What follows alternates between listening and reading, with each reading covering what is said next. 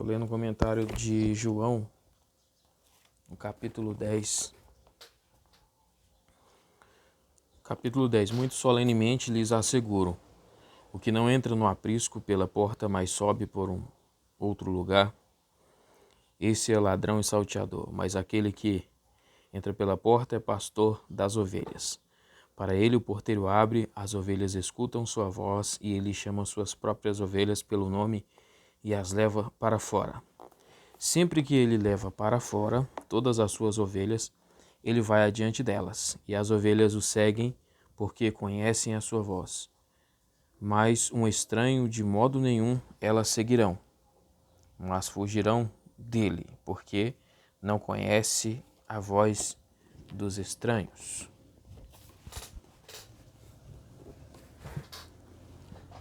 Discussão de alguns pontos básicos em conexão com a alegoria do bom pastor. Os comentaristas diferem amplamente na interpretação dessa sublime alegoria. A solução que a pessoa adota com relação aos vários problemas apresentados aqui determina em certa medida a explicação de passagens individuais. É por essa razão que discutimos alguns pontos e problemas mais importantes antes de entrar numa exegese detalhada. Sua ligação com o contexto precedente, se houver alguma, as palavras de 10, 1 a 18 foram ditas e a seção inteira de 10, 1 a 21 pertence ao dia em que Jesus encontrou o homem excomungado? É uma pergunta.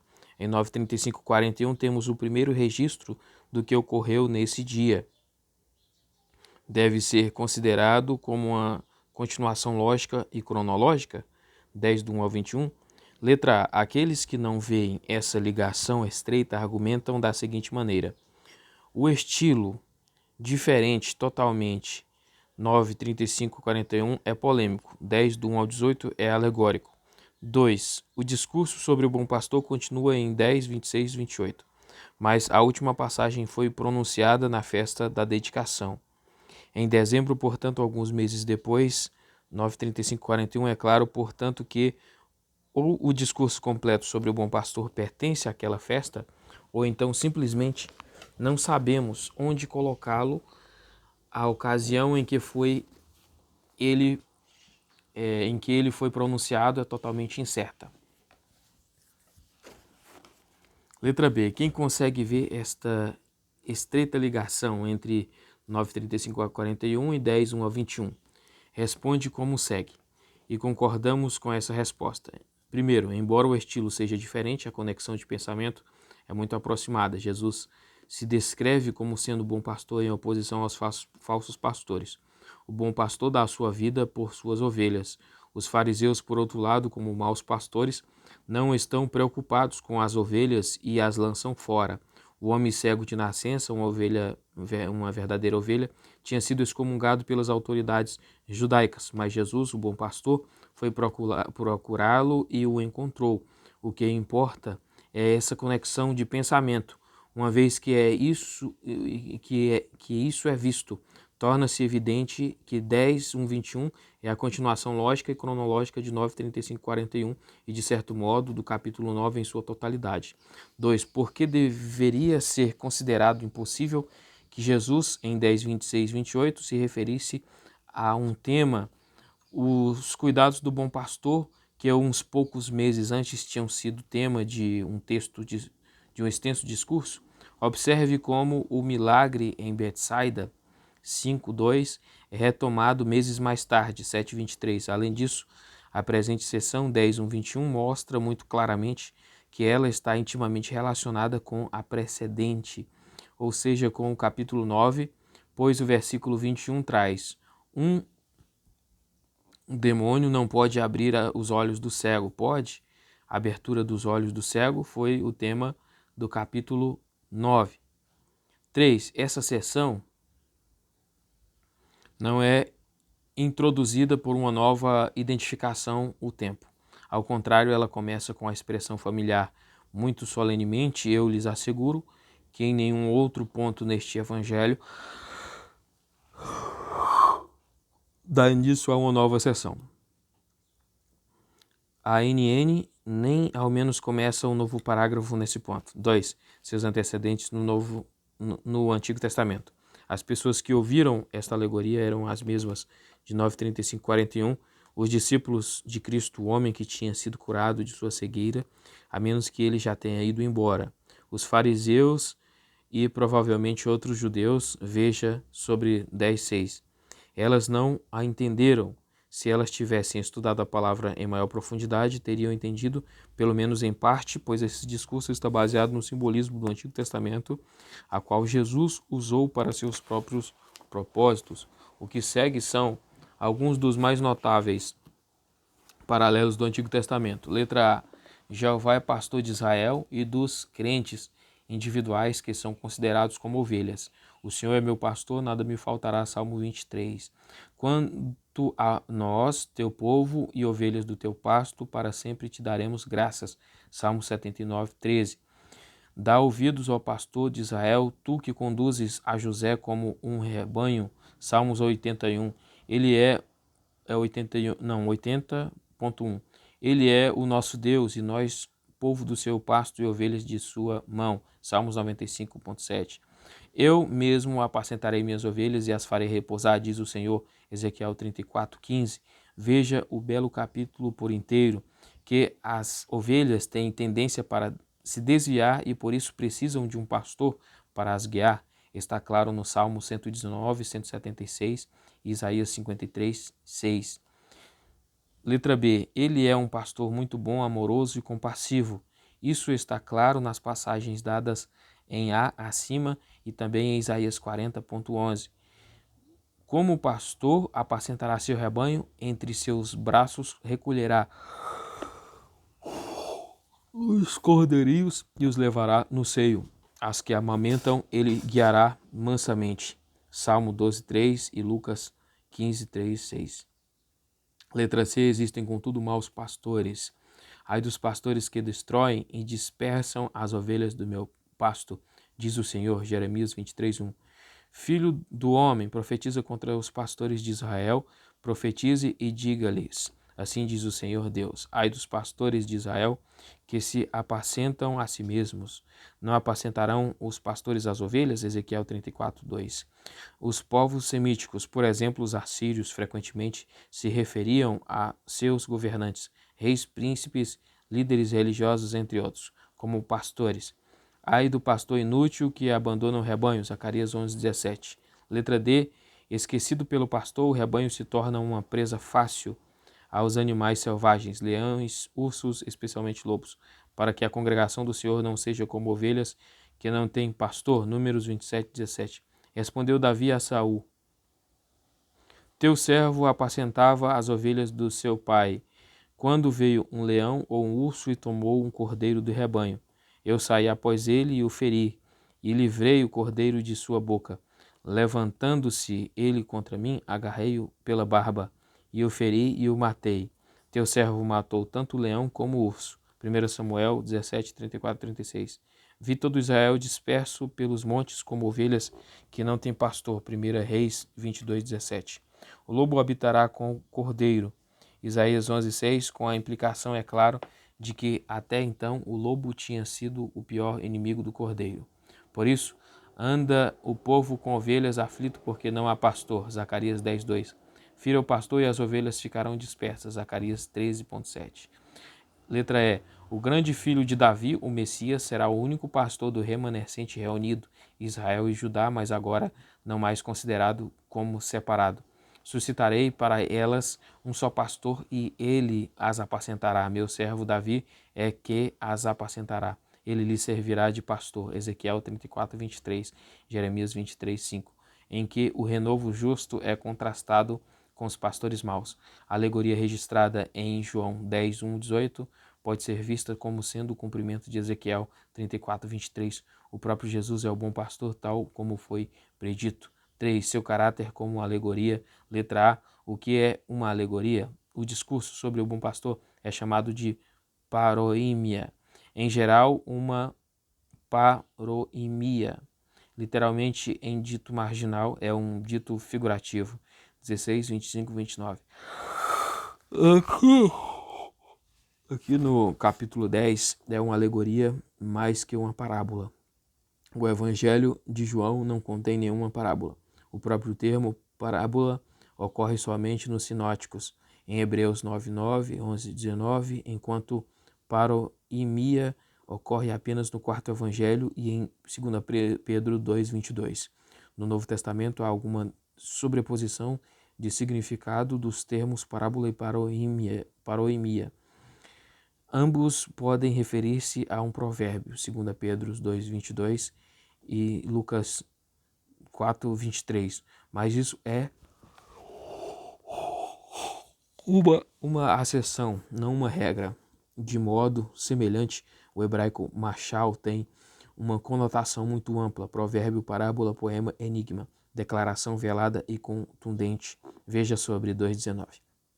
Essencialmente, a diferença em significado entre paroimia no sentido de alegoria, como aqui no capítulo 10, e uma parábola se resume nisto, que o primeiro partilha da natureza de uma metáfora, o último é mais um símile. Metáfora é uma comparação implícita, diga aquela raposa, se referindo a Herodes. Símile é uma comparação expressa, sua aparência era a de um relâmpago. A alegoria pode ser definida como uma metáfora ampliada, uma parábola, uma símile ampliado. Um símile ampliado. Letra B, como se deve interpretar uma alegoria? Que se observem as seguintes regras. Primeiro, não se deve fazer tentativas de explicar cada traço ou característica do símbolo. Quando, entretanto, o próprio Jesus ou a situação histórica concreta fornece a interpretação, essa elucidação deve receber o que lhe é devido. Não se deve perguntar a cada detalhe o que isso representa e o que aquilo representa. Análise em excesso leva à interpretação incorreta. A ideia principal deve ser apreendida. Veja 4 adiante. Em harmonia com essa ideia principal, alguns objetos que são mencionados têm paralelos na esfera do reino ou na mesma esfera dos inimigos do reino. Na presente alegoria, isto é verdadeiro com respeito ao seguinte: porta, aprisco, ovelha, pastor, rebanho, e também ao seguinte: ladrão e salteador, estranho e mercenário. Mas a seguinte pergunta é oportuna: como podemos saber se esses termos têm significado simbólico? Respondemos.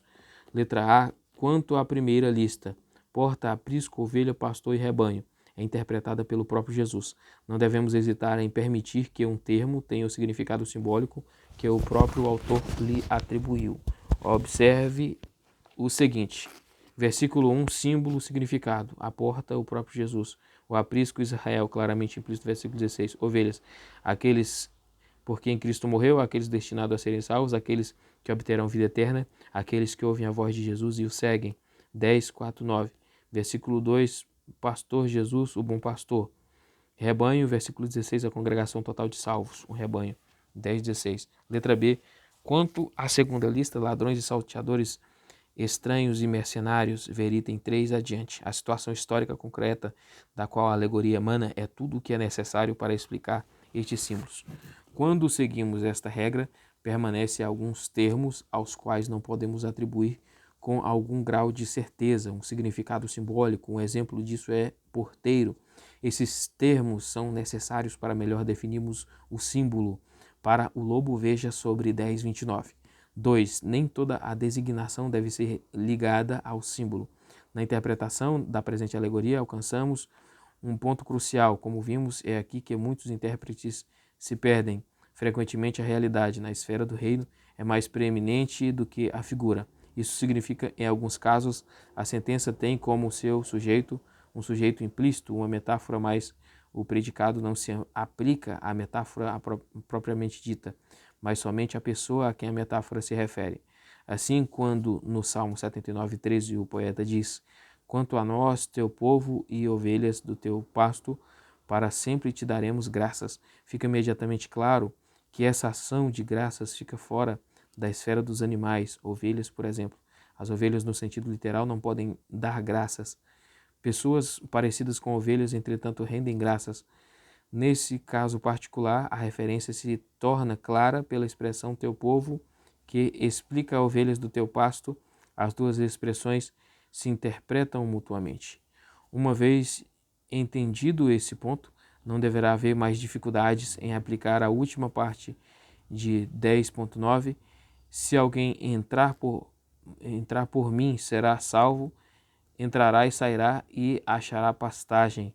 É perfeitamente verdade, sem dúvida, que ninguém pode dizer, com referência aos animais, que eles são salvos. Não obstante, isso pode ser dito com relação às pessoas que receberam as características de alguns animais, nesse caso as ovelhas. Então, não podemos concordar com os comentaristas que argumentam que toda interpretação é frustrada pela teoria de que no versículo 9 Jesus estaria pensando em ovelhas. O argumento deles é que, visto que o sujeito da sentença alguém é masculino, ele não pode se referir a uma ovelha, palavra que no original grego é do gênero neutro. Também seria tolice falar sobre ovelhas entrando pela porta, pois por onde mais entrariam no aprisco a não ser pela porta? Eles continuam dizendo que todo o conceito de uma ovelha entrando e saindo do aprisco, quando bem quisesse, seria errado e que nenhuma ovelha faz isso e que uma ovelha não encontra pastagem por si mesma. Porém, isso tudo, como vimos, é o resultado do fracasso em entender a importante regra na interpretação dos símbolos que foi colocada em itálico no título do item A. Nem toda designação deve ser ligada ao símbolo. O sujeito, alguém, pode muito bem referir-se à ovelha, isto é, a uma pessoa cujo caráter se assemelha ao de ovelha, a pessoa que realmente segue a Cristo. Novamente, não é de modo algum absurdo falar de ovelha entrando pela porta, pois a referência também, nesse caso, é a pessoa que pela fé em Cristo entra no reino. Porém, ocorre que muitas pessoas tentam entrar de alguma outra forma, como por exemplo, confiando em suas próprias obras. Também uma ovelha, isto é, uma pessoa que se assemelha a uma ovelha, de fato entra e sai em contrapastagem, regozijando-se quando encontra exemplo na palavra. Além do mais, ambos os contextos, o procedente versículo 8 e o subsequente versículo 10, claramente mostram que nossa interpretação está no caminho certo, pois essas passagens falam de pessoas, não de animais. Veja nossa explicação destes versículos. Um texto deve sempre ser explicado à luz do seu contexto. No presente caso, o versículo 9 pode ser explicado à luz dos versículos 8 e 10. Além disso, os versículos 26 e 29 também falam de ovelhas, mas é muito claro que essas ovelhas são pessoas, os verdadeiros seguidores de Jesus. Uma vez entendida a regra 2, as chamadas metáforas místicas não mais serão tão perturbadoras. Portanto, voltemos-nos agora à regra seguinte. Número 3, as chamadas metáforas mistas. Na realidade, mudanças súbitas de metáforas não apresentam qualquer problema real se mantivermos em mente que o que pode ser impossível no que se refere ao símbolo é frequentemente perfeitamente razoável e verdadeiro com respeito à realidade a qual o símbolo se refere. Na alegoria presente, a dificuldade que tem confundido muitos intérpretes consiste no fato de que Jesus é referido tanto como a porta, 10, 7, 9, como o bom pastor, 10, 11, 14, como ele pode ser ambos. Achando isso impossível, alguns recorrem à ideia de que há aqui uma corrupção do texto, mas não há nenhuma evidência concreta disso.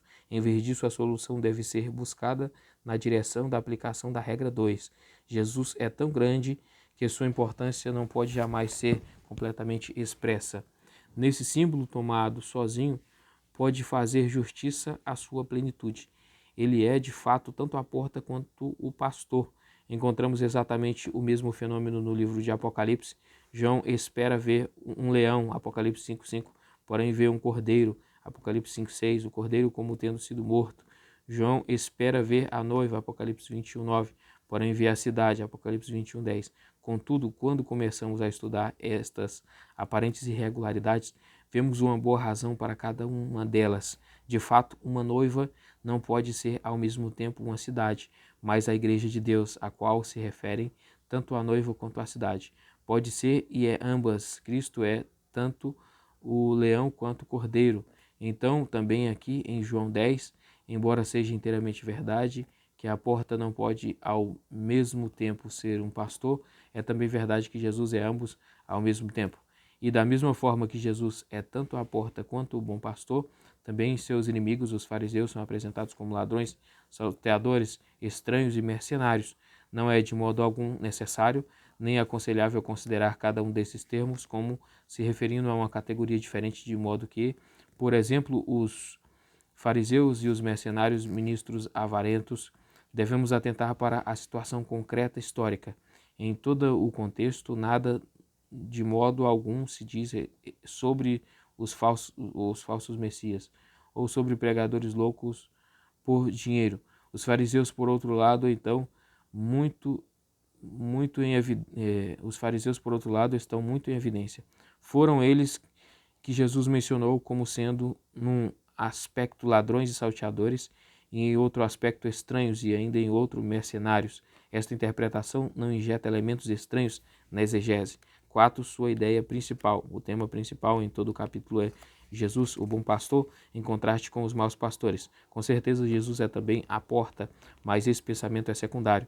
É um elemento muito belo e muito necessário em toda a figura, mas é subordinado à ideia principal. É introduzido primeiro para mostrar quem são os falsos pastores. Eles são os que tentam entrar no aprisco de forma ilegal, ou seja, não pela porta. Fé em Jesus e por terem sido escolhidos por ele, mas mediante algum outro modo. Intimidação, por exemplo, 9:22. O pastor de verdade, de forma nenhuma, é assim. Ele tem o direito de admissão. Para ele, o porteiro abre. A ideia de Jesus como sendo a porta também concorda ao enfatizar o fato de que ele dá descanso, segurança, até mesmo salvação e alimento às duas ovelhas espirituais. Sendo o bom pastor, ele é naturalmente a porta. O fato de a ideia do bom pastor ser de fato predominante e evidente a toda pessoa que conte as muitas referências a ele nesta posição, note na posição de bom pastor Jesus. 1. Entra pela porta e é bem recebido pelo porteiro, 10:3. 2. Chama as ovelhas pelo nome, 10:3. As conhece intimamente, 10:14-15, 10:27-28. Número 3, as leva para fora, 10.3. Número 4, vai diante delas, 10.4. Número 5, é reconhecido e seguido pelas ovelhas, elas conhecem sua voz, 10:3-4. 6, dá acesso a todas as bênçãos, 10:7-9, é a porta. 7, dá vida em abundância, 10.10 e 10:27-28. Número 8, dá sua vida pelas ovelhas, 10:11. Número 9, guia suas ovelhas, 10.4, e reúne também outras ovelhas para que elas formem um só rebanho com um só pastor, 10:16. 10 é amado pelo Pai, 10:17. Em harmonia com tudo o que foi dito acima, estamos agora prontos para interpretar a alegoria. 10 do 1 ao 5. O que não entra no aprisco pela porta, mas sobe por um outro lugar, esse é ladrão e salteador. 1/2. Para ver sobre as palavras e introdução solene, muito solenemente lhes asseguro, veja sobre 1:5:1. O símbolo subjacente aqui é um aprisco ou curral de ovelhas. O original usa o termo aulé de ao, soprar, cujo significado em algumas passagens dos evangelhos é controverso. Veja sobre 18:15, mas aqui em 10.1, o significado é claro. Trata-se de um aprisco. É um curral sem cobertura num campo aberto. Consistia de um muro de pedras brutas e tinha uma porta pesada. Algumas vezes uma caverna era utilizada para o mesmo fim, mas essa não é a ideia aqui. Um ladrão que estivesse determinado a roubar propriedade alheia, e um salteador, alguém que recorre à violência para a obtenção de bens cobiçados. Não procurariam entrar pela porta, pois, letra A, ela estaria trancada e tinha de ser aberta. Letra B, ela era guardada por um porteiro. Portanto, um homem que se quis entrar, portanto, um homem que quisesse entrar teria que subir por outro lugar. Assim também os líderes religiosos hostis a Jesus estavam tentando ilegalmente ganhar domínio sobre o povo de Israel. Veja o versículo 16. Eles tentavam ganhar o povo por meio da intimidação. Veja 9:22. Eles evitaram a porta ao Senhor Jesus Cristo. Não criam nele, não foram escolhidos por ele, mediante ameaças, expulsão da sinagoga. Queriam privar Jesus dos seus discípulos. Portanto, eles eram ladrões e salteadores. Por outro lado, Jesus, que tinha sido certamente escolhido e enviado por seu Pai celeste, aparece aqui na qualidade de pastor genuíno. Veja 10:11 ao 14. Isso está implícito aqui, mas aquele que entra pela porta é pastor das ovelhas, e expresso em 10:11. Número 3. Para ele o porteiro abre, as ovelhas escutam sua voz, e ele chama as suas próprias ovelhas pelo nome e as leva para fora. Podemos imaginar isso. Durante a noite, o porteiro ficava com as ovelhas. Ele conhece o pastor, então de manhã, quando ouve sua voz, ele abre a porta. As ovelhas também imediatamente reconhecem a voz do seu próprio pastor. Elas não apenas escutam, mas, ou menos inconscientemente, mas ouvem, elas obedecem. Isso é verdade com relação às ovelhas, animais de fato, mas em um sentido mais elevado também diz respeito aos discípulos de Jesus. E deve-se ter em mente que a realidade do reino de Deus predomina aqui, exatamente como um pastor oriental, ainda nos dias atuais, frequentemente chama as ovelhas pelo nome. Foram registrados casos em que mesmo os pastores que tiveram os olhos vedados foram ainda capazes de reconhecer cada ovelha individualmente. Então também, de fato, muito mais ainda, Jesus, o bom pastor, tem um conhecimento íntimo e pessoal de todas aquelas que ele pretende salvar. E da mesma forma como o pastor leva as ovelhas para fora do aprisco também, o pastor meigo e amoroso reúne seu rebanho e leva para fora do aprisco de Israel. 10:3 e Malaquias 2:12. E do paganismo, 10:16. 4 e 5. Sempre que ele leva para fora todas as suas ovelhas, ele vai adiante delas, e as ovelhas o seguem, porque conhecem a sua voz. Mas a um estranho, de modo nenhum elas seguirão, mas fugirão dele, porque não conhecem a voz dos estranhos. O pastor retorna todas as manhãs. Também Jesus está constantemente reunindo suas ovelhas. Daí lemos sempre. Em um aprisco oriental, diversos rebanhos se reúnem à noite. De manhã, cada pastor fazia sair suas próprias ovelhas. Somente as ovelhas que lhe correspondem responderiam ao seu chamado.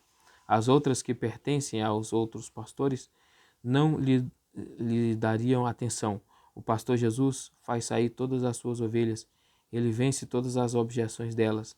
Algumas vezes as ovelhas tinham de ser forçadas a sair. De modo algum, qualquer que lhe pertencesse era deixada para trás. Observe a palavra todas. Veja sobre 6, 37 e 39. O pastor, depois de ter feito sair as dele, vai à frente delas e as ovelhas o seguem. Esse é o costume no Oriente. Em outros lugares, os pastores vão atrás, tocando as ovelhas. De imediato vemos que o costume oriental é o que melhor ilustra a relação entre Cristo e seus discípulos. Jesus lidera, ele não induz. A razão pela qual as ovelhas seguem seu próprio pastor é dada nas palavras, porque conhecem a sua voz. Na palavra de Deus, o verdadeiro pastor se dirige às suas ovelhas. Elas reconhecem sua voz e o seguem, isto é, confiam nele e lhe obedecem. De nenhum modo as ovelhas seguirão a voz de um estranho. Observe a negativa enfática. Quando Jesus pensa no cuidado amoroso, sempre vigilante e fiel, que ele estende aos seus e deseja contrastar com o egoísmo dos fariseus, que estão sempre buscando promover a glória de si mesmos e roubar seus seguidores, 9:22, ele se denomina o bom pastor e os denomina de ladrões e salteadores. Porém, quando ele reflete sobre o conhecimento íntimo que tem de cada um de seus discípulos, e deseja contrastar com a ignorância dos fariseus, pois eles não conhecem nem o Senhor nem seu povo, embora novamente pense em si mesmo como bom pastor, pois o cuidado gentil e o conhecimento detalhado estão ligados à igreja de ser um pastor de verdade, ele os chama estranhos. Uma vez uma ovelha normal não segue um estranho, mesmo que ele vista a roupa de pastor e tente imitar o chamado do pastor. Isso foi tentado muitas vezes. Então também, mais ainda, o verdadeiro discípulo do Senhor não conhece, recusa reconhecer a voz de estranhos, segundo Joel 10, que vem a ele com uma filosofia estranha, uma teologia estranha, uma ética estranha e, portanto, não segue. Ele está resolutamente determinado a seguir somente o único pastor verdadeiro, Jesus, como ele fala em sua palavra. A todos os outros ele evita, na verdade, ele foge deles horrorizado.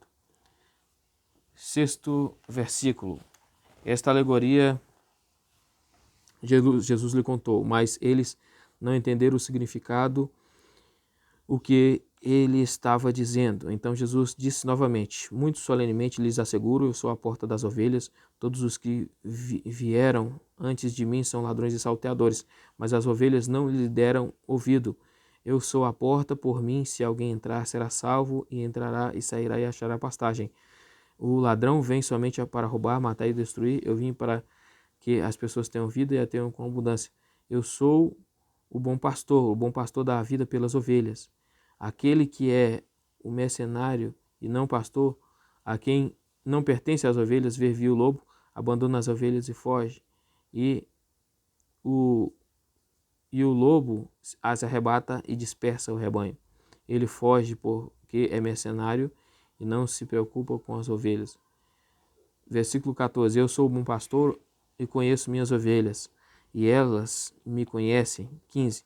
Assim como o meu Pai me conhece e eu conheço o Pai, e dou minha vida pelas ovelhas. Número 16. Eu também tenho outras ovelhas que não pertencem a este aprisco, e a elas também devo conduzir, e elas ouvirão minha voz e se tornarão um só rebanho, um só pastor.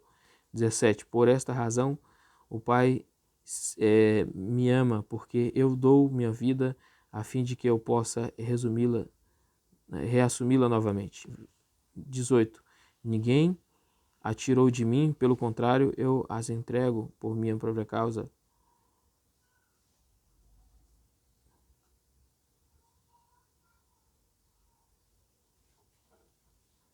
Ou me entrego pela minha própria iniciativa, quer dizer. Tenho o direito de entregá-la e o direito de reassumi-la novamente. Esta incumbência eu recebi de meu pai. Versículo 19, houve novamente uma divisão entre os judeus por causa destas palavras. Versículo 20, muitos deles estavam dizendo, ele tem um demônio e delira, porque vocês o ouvem? Versículo 21, outros estavam dizendo, estas não são declarações de uma pessoa possuída por demônio? Um demônio não pode abrir os olhos de um cego. Pode? 6. Esta alegoria Jesus lhes contou. 10 do 6 ao 21.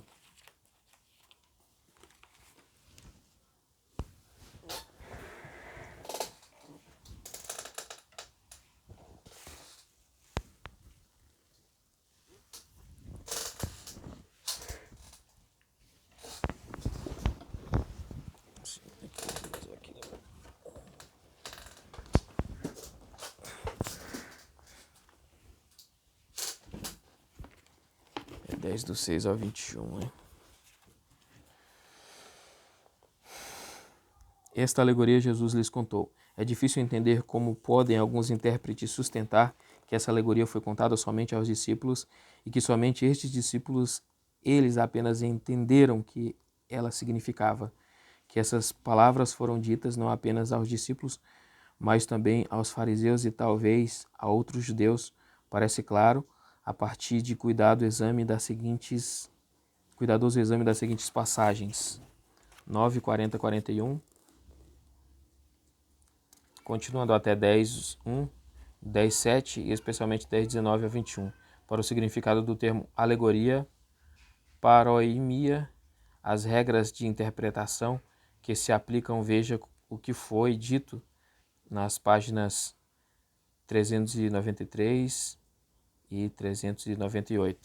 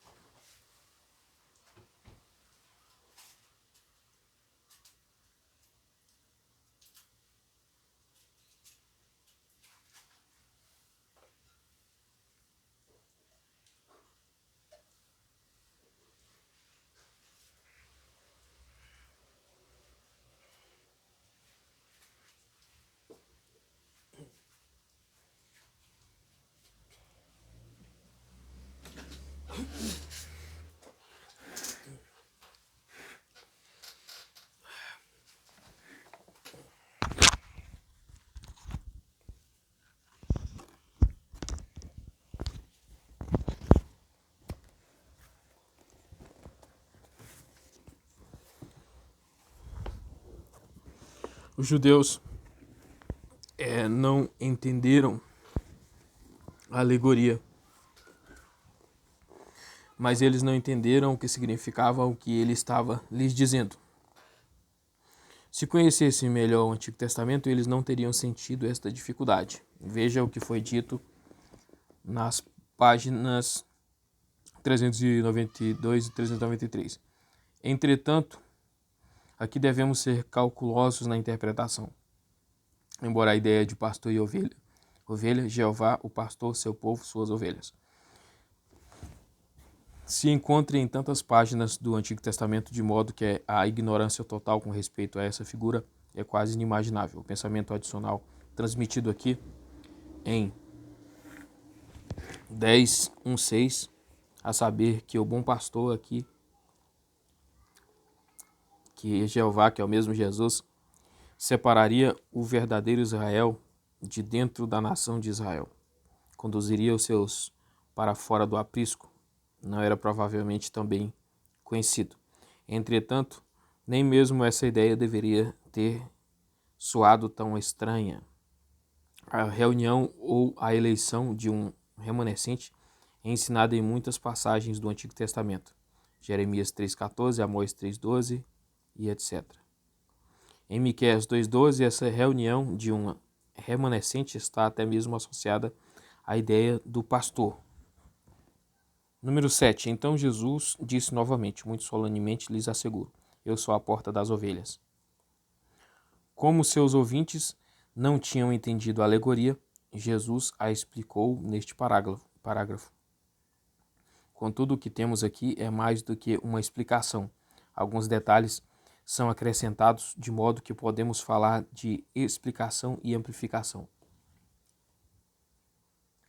Quando Jesus diz, eu, enfático isso é, somente eu, sou a porta das ovelhas, ele quer dizer que ele é o único por meio de quem alguém pode obter acesso genuíno. Simplesmente não existe outra entrada. Assim sendo, esta ideia básica recebe duas aplicações. Uma vez visto isso, fica respondida a pergunta se Jesus é a porta às ovelhas ou se ele é a porta para as ovelhas. No versículo 8, Jesus aparece como a porta às ovelhas, no versículo 9, como a porta para as ovelhas. Ele, somente ele, é e sempre será a porta. Para o verdadeiro pastor, ele é a porta. Para toda ovelha verdadeira, ele é também a porta. Para o pastor, ele é a porta para as ovelhas. Para as ovelhas, ele é a porta para todas as bênçãos de salvação. A figura é muito apropriada. Uma porta leva tanto para dentro como para fora. Ele dá ao pastor acesso às suas ovelhas que estão no aprisco. Ela dá às ovelhas acesso ao aprisco e às pastagens que estão fora. Número 8. Todos os que vieram antes de mim são ladrões e salteadores, mas as ovelhas não lhes deram ouvidos. Os versículos 7 e 8, tomados em conjunto, dão uma bela explicação dos versículos 1 e 2. À luz desta interpretação fornecida pelo próprio Jesus, os versículos 1 e 2 podem ser agora parafraseados como segue. Muito solenemente eu lhes asseguro que quem não entra no aprisco das ovelhas pela fé em mim e por escolha minha, mas entra de forma ilegal, é ladrão e salteador. Portanto, todos os que vieram antes de mim eram ladrões e salteadores, mas quem entra de forma legal é o pastor das ovelhas. Jesus, como único e bom pastor, posiciona-se em contraste muito nítido com todos os que tinham vindo antes dele. Mas o que a preposição antes, pró, significa aqui, no Novo Testamento essa pequena palavra foi usada com os seguintes significados reconhecidos. Letra A, em frente de, antes de lugar, como em Atos 12, 6. Guardas diante da porta. B, mais cedo que, antes de tempo. Como em Mateus 8, 29. Tu viestes aqui atormentar-nos antes do tempo. Letra C, mais do que ou acima, antes de preferência. Como em 1 Pedro 4, 8. Antes de todas as coisas. Quanto aos outros significados que têm sido atribuídos a essa palavra, tal como na interesse de ou mesmo em lugar de e no nome de, não há exemplos incontroversos no Novo Testamento. De longe, o mais comum é o significado dado em B, antes do sentido de tempo. Na verdade, em todos os outros textos em que o quarto evangelho usa essa preposição, ela tem esse sentido, em que a ideia de lugar parece fundir-se com o tempo. Sem dúvida, esse é o significado natural também aqui em 10.8. Se a força temporal não é básica aqui, ela deve pelo menos ser considerada com o significado resultante. Mas não podemos nem mesmo aceitar a interpretação de todos que dão este sentido temporal à preposição. Por exemplo, parece-nos aqui a ideia de que o Senhor estaria se referindo aqui aos profetas do período do Antigo Testamento e a João Batista, como se estes tivessem sido ladrões e salteadores. É dificilmente digna de qualquer comentário. E também pensar a respeito de falsos messias que tinham aparecido antes do começo do ministério de Cristo é igualmente não realístico. O contexto nada diz sobre eles. Sem qualquer dúvida, parece-nos que Jesus estaria pensando aqui nos homens que estavam em pé diante dele enquanto falava, a saber, os líderes religiosos do povo. Os membros do Sinédrio, os saduceus, os fariseus, mas especialmente os últimos. Eles eram os que estavam tentando, mediante intimidações, roubar o povo e, dessa maneira, obter honra para si de uma maneira ilegal. Se ameaças fossem insuficientes, eles recorreriam à violência. Eles eram, de fato, tanto ladrões como salteadores. Além do mais, eles já estavam em cena quando Jesus veio ao mundo. Portanto, é fácil entender por que Jesus disse que eles tinham vindo antes dele. É também compreensível que Jesus tenha dito não eram ladrões e salteadores. Eles não tinham desaparecido, ainda estavam presentes. Ora, muita gente ouvia esses líderes religiosos egoístas, mas as ovelhas, os verdadeiros discípulos de Cristo, não lhes davam ouvidos. Em vez de dar-lhes atenção, as ovelhas obedeciam o verdadeiro pastor Jesus. Número 9, eu sou a porta.